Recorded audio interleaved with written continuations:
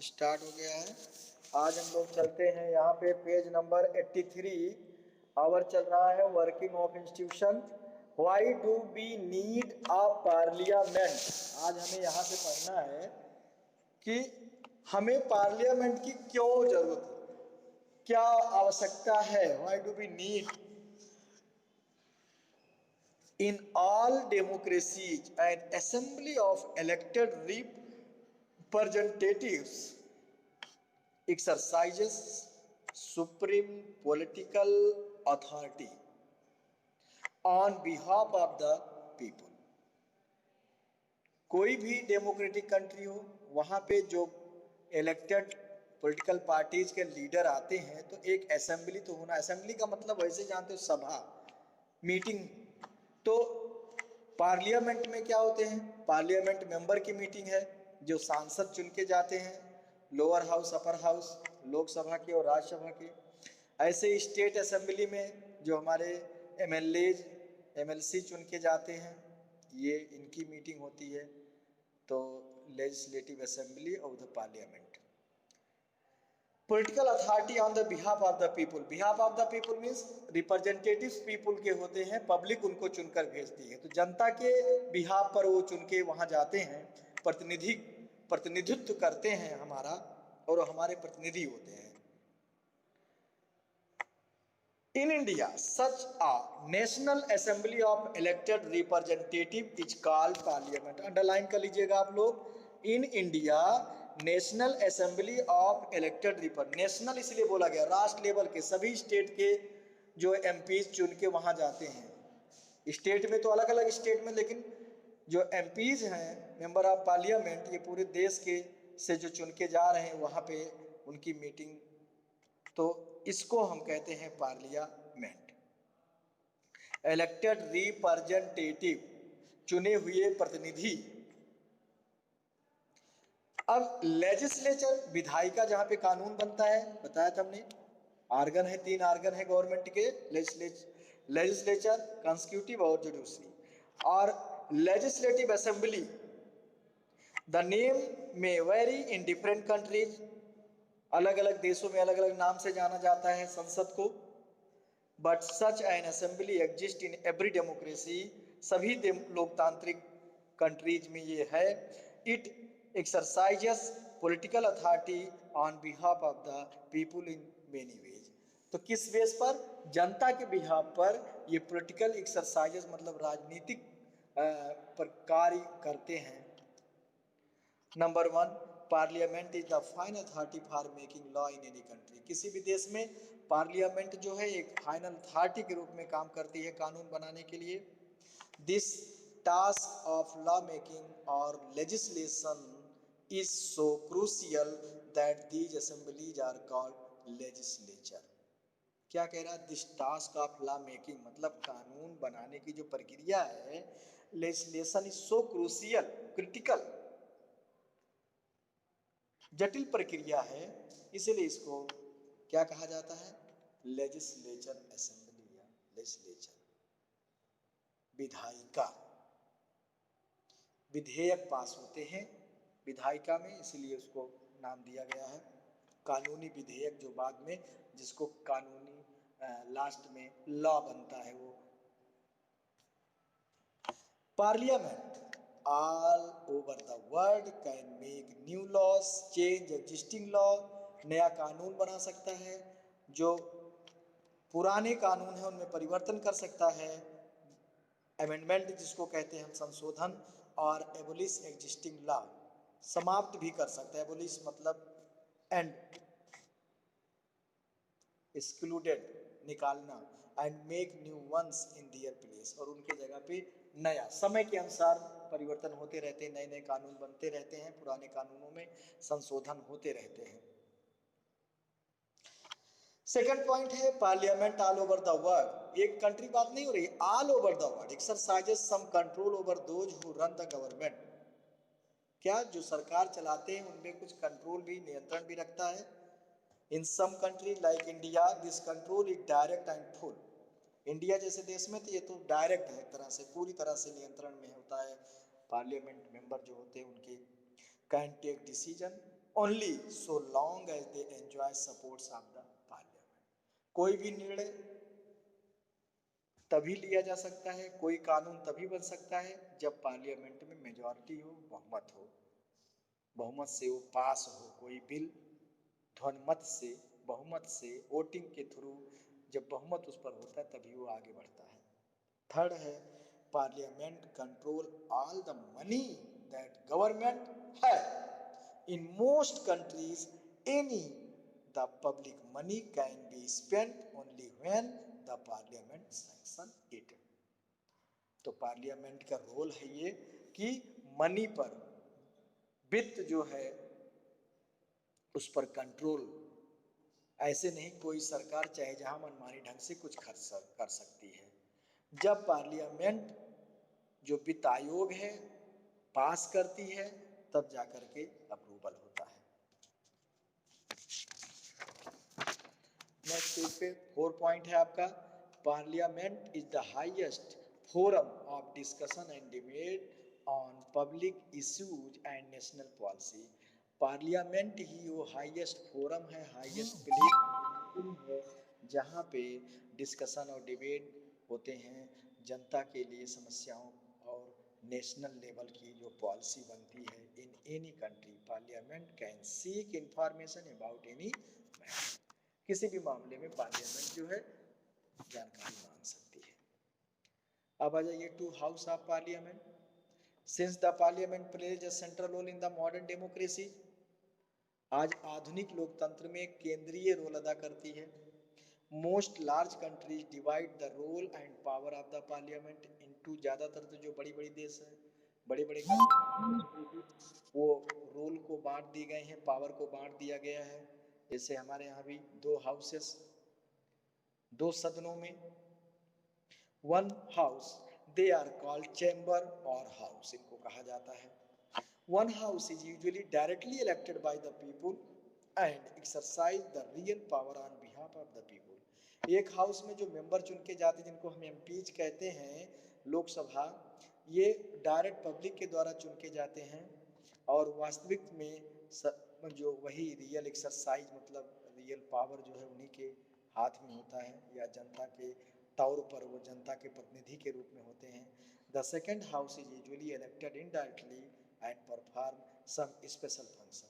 दूसरा हाउस के मेंबर जो होते हैं, जैसे हम पहले लोकसभा बोले, दूसरे हाउस जिसकी बात करने जा रहे हैं राज्यसभा, इसको अपर हाउस कहते हैं, और जो डायरेक्ट चुन के जाते हैं उनको लोअर हाउस कहा जाता है। तो ये इनडायरेक्टली चुने जाते हैं, जनता के द्वारा डायरेक्ट नहीं, जनता के द्वारा चुने हुए रिप्रेजेंटेटिव के द्वारा चुने जाते हैं। ये इनके कुछ फंक्शन अलग होते हैं या special function. The most common work the second house is to look after the interest of various state, region and federal units. चूंकि वो अलग अलग स्टेट से चुन के आते हैं जो Rajya Sabha member. In our country the parliament consist of two houses, the two houses known as the council of states. क्या कहा जाता है? The two houses are known as the council of state. Rajya Sabha एक है, चूंकि अलग अलग स्टेट्स में राज्यसभा की सीटें और जहाँ पे जितने एमएलएज होते हैं उसी एमएलएज के आधार पर राज्यसभा की सदस्य संख्या बनती है। 40 से 45 एमएलए पर एक जो है राज्यसभा लगभग होता है। तो सबसे ज़्यादा राज्यसभा सीट यूपी में है, क्योंकि यहाँ पे member of legislative assembly MLAs की संख्या सबसे ज़्यादा है, 403। The second house the people या Lok Sabha, house of the people कहते हैं। ये अदर नेम भी याद रखिएगा, राज्यसभा का अदर नेम है काउंसिल ऑफ स्टेट, या लोकसभा का अदर नेम है हाउस ऑफ द पीपुल।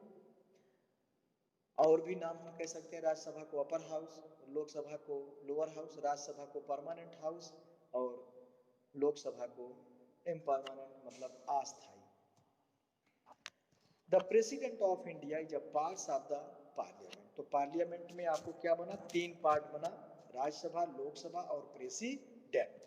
ये तीनों मिलकर के पार्लियामेंट के हिस्सा होते हैं। That is why Although she is not, she संज्ञा दी गई, इसका मतलब female gender, she is not a member of either house, जबकि वो किसी भी हाउस का मेंबर नहीं है। कौन? प्रेसिडेंट, राष्ट्रपति। पति लिखा है लेकिन वो पति नहीं, मेल नहीं।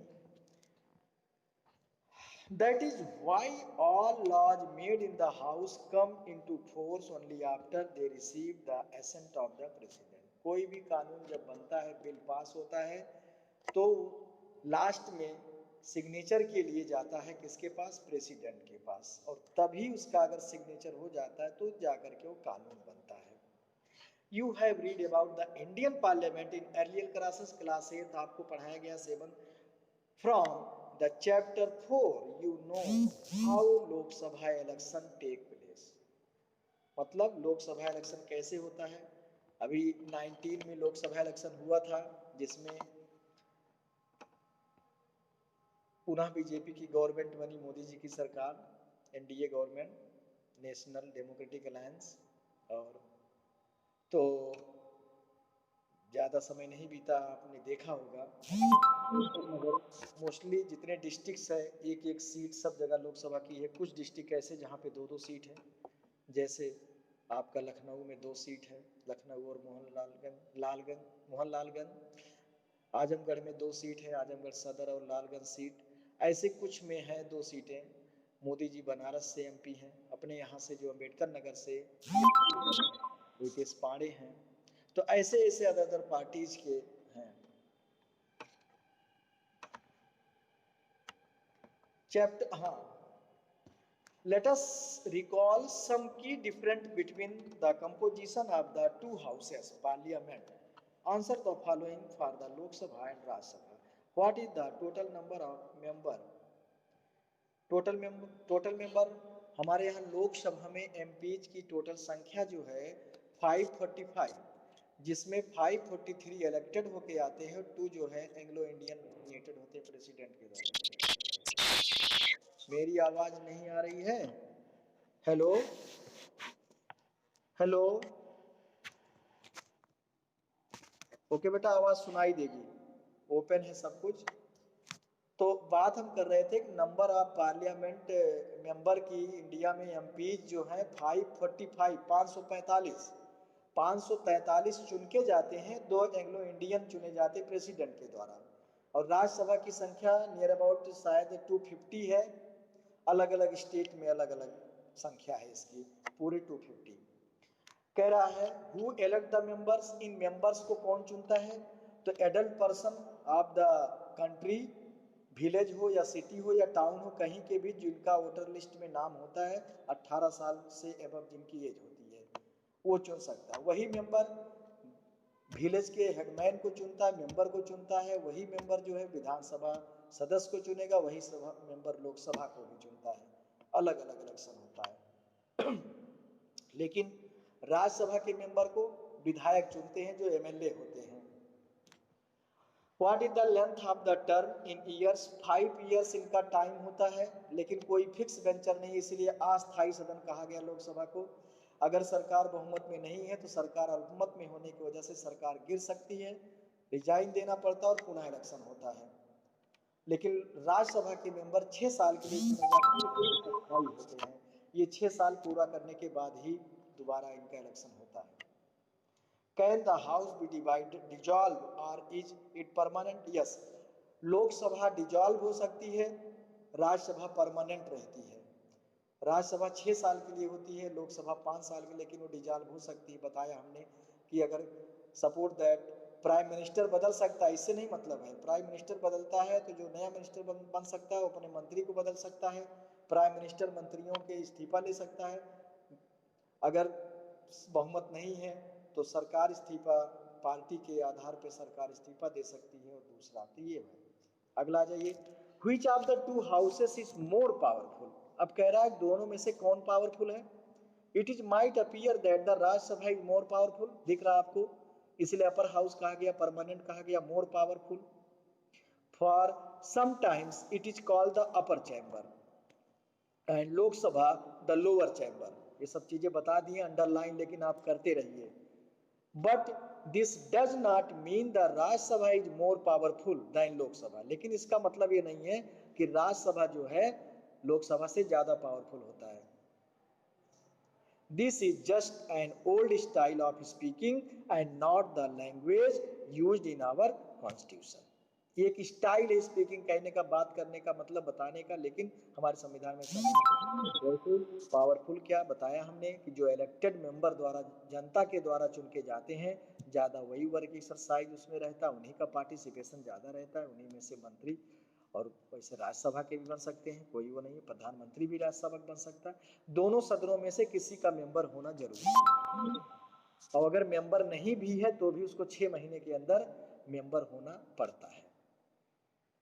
ऐसे ही स्टेट में होता है, चाहे वो लेजिस्लेटिव काउंसिल हो, चाहे वो असेंबली एमएलसी हो या एमएलए, किसी का भी। Our constitution does give the Rajya Sabha some special power. हमारे संविधान में राज्यसभा को कुछ अलग पावर दिए गए हैं ओवर द स्टेट, चूंकि वो स्टेट का प्रतिनिधित्व करता है, डायरेक्ट पब्लिक का प्रतिनिधित्व नहीं करता वो। But on most matters the Lok Sabha exercises supervise power, let us see now. लेकिन ज्यादातर मामले में लोकसभा जो है सुपरवाइज करता है और उसके पावर अलग है। Any orderly law needs to be passed by both. कोई भी साधारण बिल जो है दोनों सदनों में पास होना जरूरी है। लोकसभा में पास हो गया, फिर राज्यसभा में। अगर राज्यसभा में सरकार की बहुमत नहीं होती है तो कई बार वो बिल वापस हो जाता है। आप देखे होंगे डिबेट डिस्कशन होता है, राज्यसभा में बहुमत नहीं था सरकार का इस समय, लेकिन अब धीरे धीरे राज्यसभा में भी गवर्नमेंट का बहुमत है, उसके मेंबर बीजेपी के ज्यादा हो रहे हैं, उसके या गठबंधन के। तो जब दोनों सदनों में बहुमत होता है तो आसानी से कोई बिल पास हो जाता है। There is a difference between the two houses. The final decision taken in a joint session in which members of both the houses sit together। क्या होता है जॉइंट सेशन में? मतलब लोकसभा राज्यसभा दोनों के मेंबर्स एक साथ बैठते हैं और उस पर डिबेट डिस्कशन होता है। Because of the larger number of members the view of the Lok Sabha is likely to prevail in such a meeting. चूंकि ज्यादा संख्या किसकी होती है? संख्या के आधार पर लोकसभा के ज्यादा मेंबर होते हैं, 543 होती है, उसमें वही गवर्नमेंट बनाता है। दूसरा है Lok Sabha exercises more power in money matter. Money bill को केवल एक ही सदन में पास कराना होता है लोकसभा में, राज्यसभा में मनी बिल नहीं जाता है। तो मनी बिल जितने भी आसानी से लोकसभा में पास हो जाता है, जिसकी गवर्नमेंट होती है, जिसके मेंबर ज्यादा होते हैं। Once the Lok Sabha passes the budget of the government or any other money related law, राज्य सभा कैन नॉट रिजेक्ट। राज्यसभा में जाता है, रीड करे, सब कुछ करे, लेकिन वो रिजेक्ट नहीं हो सकता है, वहां से वो बिल वापस नहीं होगा। लोकसभा से पास हो गया तो पास हो गया, चाहे जो भी budget. The Rajya Sabha can not reject it, Rajya Sabha can only delay it by 14 days. 14 दिन तक वो लटका सकता है उस बिल को। सजेस्ट चेंज करने के लिए सजेस्ट कर सकता है, लेकिन बाध्य नहीं है। लोकसभा में are may not accept these change. Activity में when the parliament is in session there is a special every day on Doordarshan about the. आज दूरदर्शन पे चैनल भी है, लोकसभा चैनल, राज्यसभा चैनल, जिसपे पार्लियामेंट की कार्यवाही प्रदर्शित दी जाती है, दिखाई जाती लाइव कास्ट में। और मानसून सत्र चलता है, विंटर सत्र चलता, शीतकालीन सत्र चलता है। इधर कोरोना के चक्कर से सब नहीं हो पा रहा, वर्चुअल केवल। Power of the two houses parliament, role of the speaker, जो लोकसभा अध्यक्ष होता है वही कार्यकारिणी मतलब कार्यवाही का अनुमति देता है चलाने के लिए, वही उस समय प्रेसिडाइजिंग ऑफिसर होता है। Role of the opposition, opposition का क्या रोल है? तो क्लास 10th में आप पढ़ोगे पॉलिटिकल पार्टीज में, अपोजिशन का भी उतना ही इंपॉर्टेंट रोल। अगर अपोजिशन जो है चेक एंड बैलेंस वाला काम करती है, चेक करती है सरकार के कामकाज को, हिसाब मांगती है हर चीज का, इसलिए सरकार को भी सतर्क होकर काम करना पड़ता है। थर्ड पॉइंट है most importantly the Lok Sabha control the council of minister. क्या करता है ये? काउंसिल ऑफ मिनिस्टर जो मंत्रिपरिषद होती है, only a person who enjoy the supports of the majority of the member in the Lok Sabha. मतलब लोकसभा में जो मेजॉरिटी जिसकी होती है, बहुमत, जैसे 272 चाहिए, हमने बताया 543 सीट है, 543 का आधा कर दीजिए, 200 का हाफ हो गया 250, और 40 का आधा हो गया 20, तो 70 हो गया, और एक 71, तो आधे से एक बहुमत के लिए 272 सीट जिसके पास हो गई, सरकार उसकी बन गई। और बीजेपी की तो अकेले 272 इसमें है, बाकी एनडीए उनका गठबंधन मिलाकर के 300 से ऊपर है। तो वही, तो जिनका बहुमत होता है वही जो है अपने मेंबरों के सपोर्ट के साथ सरकार करती है, अपॉइंट द प्राइम मिनिस्टर, और वही प्रधानमंत्री नियुक्त करता है, जो लीडर चुना जाता है बहुमत पार्टी का। If the majority of the Lok Sabha member से दे हैव नो कॉन्फिडेंस, क्या कहता है, अगर मेजॉरिटी ऑफ द लोकसभा में जो बहुमत दल है वो कह दे कि काउंसिल ऑफ मिनिस्टर्स पर उसको विश्वास नहीं है, नो कॉन्फिडेंस मतलब अविश्वास जिसको कहते हो, all ministers including the prime minister, सभी मंत्रियों के साथ प्राइम मिनिस्टर को लेकर के, हैव टू क्विट, क्विट मतलब होता है मतलब बाहर निकल जाना, छोड़ देना जिसको कहते हो, क्विट कर जाना। The Rajya Sabha does not have this power, Rajya Sabha के पास ये पावर नहीं है। सरकार के खिलाफ कभी कभी विपक्षी जो है अविश्वास प्रस्ताव पत्र लाते हैं। हमने बताया भले ही बहुमत की सरकार बनी हो, लेकिन अगर अदर मेंबर मिल करके और उसमें से कुछ तोड़ करके वोटिंग हुई और सत्ता पक्ष से ज्यादा वोट पड़ गया विपक्ष का, तो सरकार को वहां इस्तीफा भी देना पड़ सकता है। यहाँ पे दिया गया है लोकसभा की कार्रवाई कैसे होती है day by day, question hour जो होते हैं शून्य काल में क्या पूछे जा सकते हैं, अलग अलग है। अब आप आ जाइएगा नेक्स्ट पॉइंट पे, पॉलिटिकल एग्जीक्यूटिव। अभी हमने लेजिस्लेचर पढ़ा, एग्जीक्यूटिव कार्यपालिका, जो कानून बना उसको पाल। Do you remember the story of the office memorandum, हमने पढ़ाया था ऑफिस मेमोरेंडम की कहानी आपको। कोई बिल कैसे पास हुआ, जैसे उन्होंने बीपी सिंह ने जो रिजर्वेशन वाला पास किया था, with which we started this chapter, we found out that person who signed the documents did not take the decision, मतलब person who sign the document, व्यक्ति जो साइन करता है वो डिसीजन निर्णय नहीं ले सकता है। He was only executive the policy decision taken by someone else, क्या है ओनली एग्जीक्यूटिव, एक कार्यकारी, जैसे हमने बताया था जो ऑफिशियल होते हैं, जो सचिव होते हैं वो साइन करते हैं on the behalf of the government, तो वो डिसीजन नहीं ले सकते हैं। The policy decision taken by someone else, दूसरे के द्वारा। We noted the role of the Prime Minister in taking that decision, निर्णय लेने में प्रधानमंत्री का रोल हम देखते हैं, but we also know that he could not have taken that decision if he did not have support from the Lok Sabha. लेकिन हमने ये भी देखा कि नो दैट, हम जानते हैं कि could not have taken that decision, ये निर्णय वो नहीं ले सकता है, इफ ही डिड नॉट, अगर उसको लोकसभा में सपोर्ट नहीं है, तो बहुमत होना जरूरी है तभी कोई पास होगा bill. In that sense he was only executive the wishes of parliament, क्या है वो केवल एग्जीक्यूटिव, मतलब द विशेष ऑफ पार्लियामेंट, मतलब पार्लियामेंट की इच्छा पर। Thus, at different level of any government, we find functionaries, अलग अलग लेवल पर हम किसी भी सरकार में अलग अलग फंक्शनरीज पाते हैं, कार्यपालिका, कार्य करने वाले अलग अलग, who take day to day decision, दिन पर दिन जो निर्णय लेते रहते हैं, but do not exercise supreme power on behalf of the people, लेकिन वो बिहाफ ऑफ द पीपुल, जनता के बिहाफ पर सुप्रीम पावर मतलब डिसीजन नहीं ले सकते इस तरह से। All those functionaries are collectively known as the executive, और ये सब सामूहिक रूप से एग्जीक्यूटिव कहे जाते हैं या एग्जीक्यूटिव की गणना में आते हैं। They are called executive because they are in charge of the execution of the policies of the government.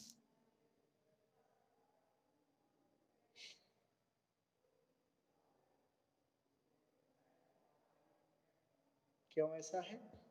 They are called executive, उनको एग्जीक्यूटिव क्यों कहते हैं? कार्यकारी, because they are in charge of the execution of the policies of the government. Thus, when we talk about the government, we usually mean the executive। तो जब हम सरकार के बारे में बात करते हैं इसका मतलब है कि एक्सिक्यूटिव की बात किया जा रहा है। अगला पॉइंट है पॉलिटिकल एंड परमानेंट एक्सिक्यूटिव क्या है। In a democratic country two categories make up the executive. लोकतंत्र में दो कैटेगरीज हैं एक्सिक्यूटिव कार्यपालिका की एक तरह से। One that is elected by the people और अ स्पेसिफिक पीरियड, एक जो जनता के द्वारा चुनकर समय के लिए आते हैं 5 साल में मान लीजिए। दूसरा कॉल द पॉलिटिकल एक्सिक्यूटिव इनको कहा जाता है। दूसरा political leaders who take the big decision fall in this category.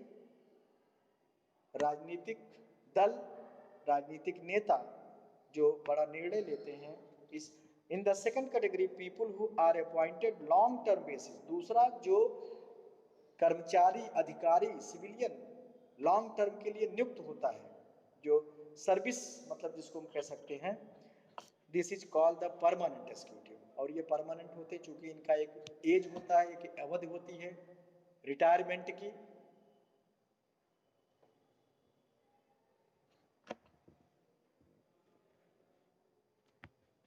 Executive और सिविल सर्विसेज जैसे प्रशासनिक, जिसको हम कह सकते हैं प्रशासनिक अधिकारी, जो सचिव, सेक्रेटरी लेवल के person working in civil services are called civil servant. They remain in office, office में होते हैं, ऑफिस वर्क करते हैं। And when the ruling party change, जब रूलिंग पार्टी चेंज हो जाती है फिर भी वो रहते हैं।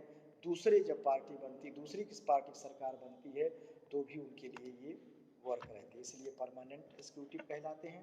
These officers work under political executive and assist them, help करते हैं उनका, सहायता जिसको कहते हैं, in carrying out the day to day administration, दिन प्रतिदिन प्रशासनिक व्यवस्था को सुचारू ढंग से चलाने में उनकी हेल्प करते हैं।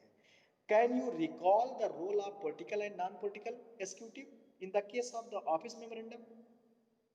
क्या आप जो ऑफिस मेमोरेंडम जो अभी पढ़ा पिछले पेज में उधर में, उसमें आप रिकॉल कर सकते हैं उनके फंक्शन को। बताया था हमने कि वो जो डिपार्टमेंट है public grievance and pension and working, उसका जो मिनिस्टर्स है, जैसे प्राइम मिनिस्टर ने तो ये अनाउंस किया कि हम बिल पास करने जा रहे हैं, लेकिन उस मंत्रालय से रिलेटेड उसका मंत्री जो करेगा, लेकिन उसका प्रपोजल कौन तैयार करेगा, official joint secretary, secretary and other, तो ये उसका है। तो आज की वीडियो आपकी यहीं, या एक पेज और आगे पढ़ाते हैं हम आपको। You might ask why does the political executive have more power than the non political executive. बात हो रहा है कि पॉलिटिकल एक्सिक्यूटिव के पास ज्यादा पावर है according to non political. Non political मतलब कर्मचारी जो सिविल सर्वेंट होते हैं। Why is the minister more powerful than servant. मंत्री ज्यादा शक्तिशाली होता है, उसके पास ज्यादा power according to civil servant के। The civil servant is usually more educated, जबकि वो ज्यादा एजुकेटेड है, कंपटीशन करके आया है, more expert knowledge of the subject, उस विषय में, उस क्षेत्र में उसको ज्यादा जानकारी है। But this advisor working in the finance ministry know more about economics, उसको अर्थशास्त्र के बारे में ज़्यादा जानकारी है, जो फाइनेंस मिनिस्टर्स है, जिसका जो एडवाइजर होता, सलाहकार, then the finance minister. Sometimes the minister may know very little about technical matter, बहुत कम उसको जानकारी होती जो मिनिस्टर्स होता है, लेकिन उसके अंडर में जो उसके कर्मचारी होते हैं, अधिकारी होते हैं, उसको ज़्यादा। This could easily happen in ministries like defence, रक्षा, इंडस्ट्री, उद्योग, हेल्थ, स्वास्थ्य, science and technology, mining. Why should the minister have the final say on these matter. Why should the minister have the final say मतलब कि क्यों, जो मंत्री होता है उसी का फाइनल एसेस उसका होता है, जो पास करता है। The reason is very simple, बहुत सरल इसका कारण है, आसान। In a democracy the will of the people is supreme. लोकतंत्र में जनता की इच्छा ही जो है सबसे बड़ा पावर है। है सबसे बड़ा होता है, और मिनिस्टर जो होता है वो इलेक्टेड होता है और वो जनता के द्वारा चुना जाता है। Thus they are empowered to exercise the will of the people on their behalf. C is finally answerable to the people. जनता के प्रति जवाबदेह होता है for all the consequences of her decision, अपने निर्णय के प्रति। That is why the minister take all the final decision, इसीलिए जो है अंतिम निर्णय कौन लेता है? मिनिस्टर लेता है। The minister decide the overall framework and objective in which decision on policy should be made. The minister is not and is not expected to be an expert of her ministry. The minister takes the advice of expert.